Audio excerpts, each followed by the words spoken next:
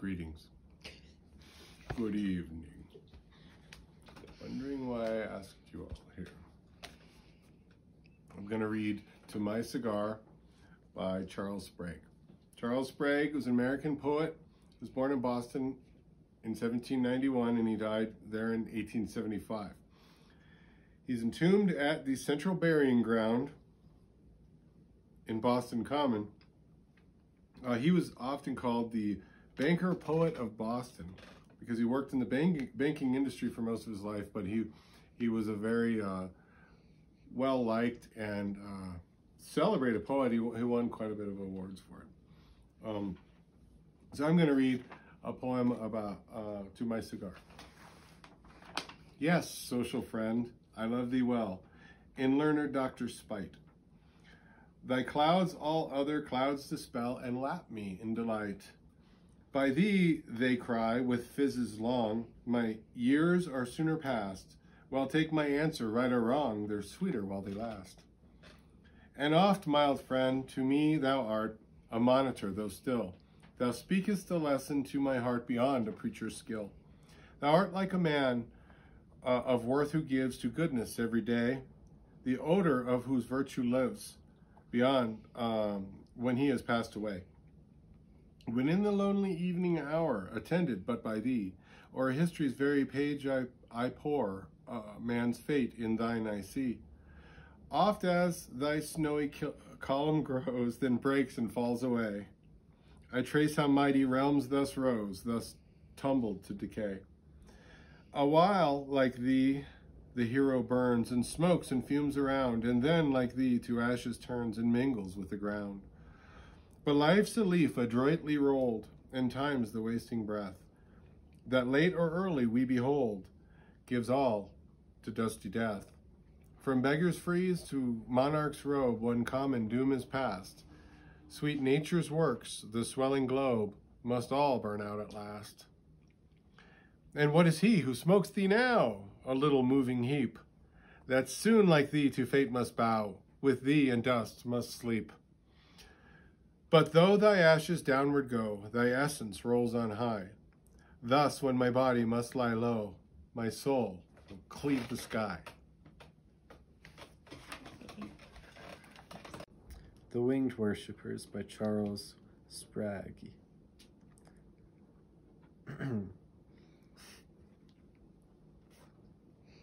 Gay. Guiltless pair, what seek ye from the fields of heaven? Ye have no need of prayer, ye have no sins to be forgiven. Why perch ye here where mortals to their Maker bend? Can your pure spirits fear the God you could never offend? You never know the crimes for which we come to weep. Penance is not for you, blessed wanderers of the upper deep. To you 'tis given to wake sweet nature's untaught lays, beneath the arch of heaven to chirp away a life of praise. Then spread each wing far, far above o'er lakes and land, and join the choirs that sing in yon blue dome not reared with hands. Or if ye stay to note the consecrated hour, teach me in the airy way and let me try your envied power. Above the crowd on upward wings, but could I but fly, I'd bathe in yon bright cloud and seek the stars that gem the sky. 'Twere heaven indeed, through fields of trackless light to soar, on nature's charms to feed, and nature's own great God adore.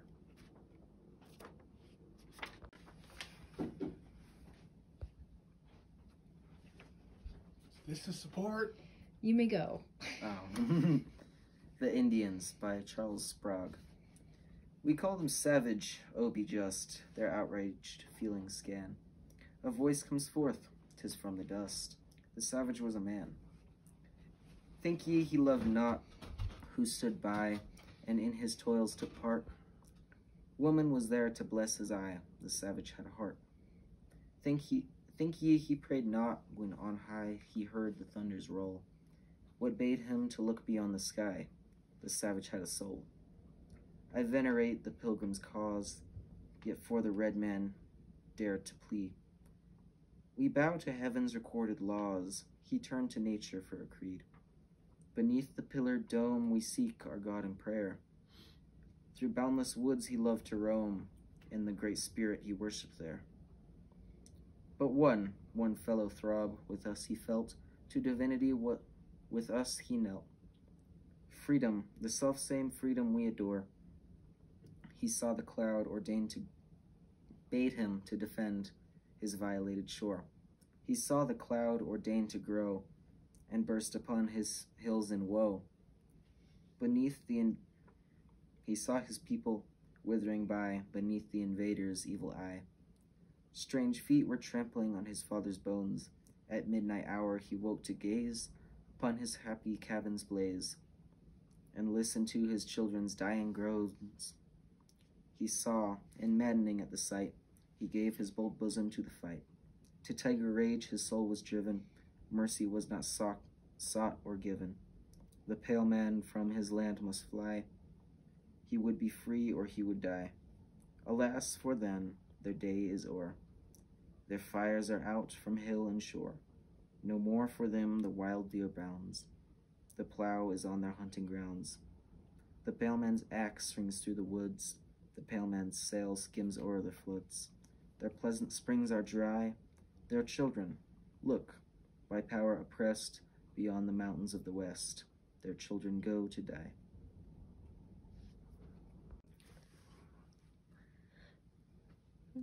This is The Brothers by the same person as all of them. What's his name?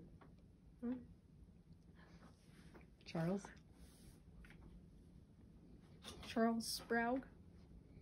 Pretty close. Yeah. We are but two, the others sleep, through death's untroubled night. We are but two, oh let us keep the link that binds us bright. Heart leaps to heart, the sacred flood that warms us is the same. That good old man, his honest blood alike we fondly claim. We in one mother's arms were locked, long be her love repaid. In the same cradle we were rocked, round the same hearth we played. Our boyish sports were all the same, each little joy and woe. Let manhood keep alive the flame lit up so long ago. We are but two, be that the band to hold us till we die. Shoulder to shoulder let us stand till side by side we lie. It's on. It's on. Okay. This is from Curiosity by Charles Sprague. Sprague. The news. The news our morning, noon, evening cry, day unto day repeats it till we die. For this, the cit, the critic, the fob, dally the hour away and taunts our shop. For this, the gossip takes her daily route and wears your threshold and your patience out. For this, we leave the parson in a lurch and pause to prattle on the way to church. Even when some coffin friend we gather round, we ask, what news? Then lay him in the ground. To this, the breakfast owes its sweetest zest. For this, the dinner cools, the bed remains unpressed. What gives the tale of scandal to the street, the kitchen's wonder and the parlor's treat?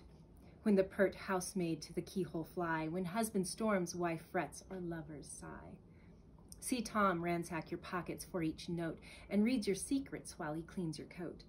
See, yes, to listen, see even Madame Dame, even the smug seamstress pours her ready strain. The wings the lie that malice breeds in fear, no tongue so vile but finds a kindred ear. Swift flies each tale of laughter, shame, and folly, caught by Paul Pry and carried home to Polly. On this each foul calumniator leans, and nods and hints the villainy he means. Full well he knows what latent wildfires lie in close whisper and dark surmise. A muffled word, a wordless wink, has woke a warmer throb than if Dexter spoke. And he or Everett's periods who would nod to track a secret half the town has trod. O thou from whose rank breath nor sex can save, nor sacred virtue, nor the powerless grave, felon unwhipped than whom in yonder cells, full of groaning wretch, less guilty dwells. Blush, if of honest blood a drop remains, to steal its lonely way along thy veins. Blush, if the bronze long hardened on thy cheek has left a spot where that poor drop can speak. Blush to be branded with the slanderer's name, and though thou dreadest not sin, at least dread shame. We hear indeed, but shudder while we hear the insidious falsehood and the heartless jeer. For each dark libel that thou lickest to shape, thou mayest from law, but not from scorn escape. The pointed finger, cold averted eye, insulted virtue's hiss, thou canst not fly. Part 2. Fiction. Look now, directed by yon candle's blaze, where the false shudder half its trust betrays. Mark the fair girl reclining in her bed, its curtain round her polished shoulders spread.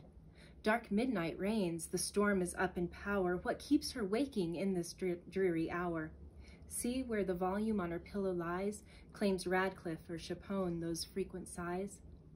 It's some wild legend, now her kind eye fills, and now cold terror and every fiber chills.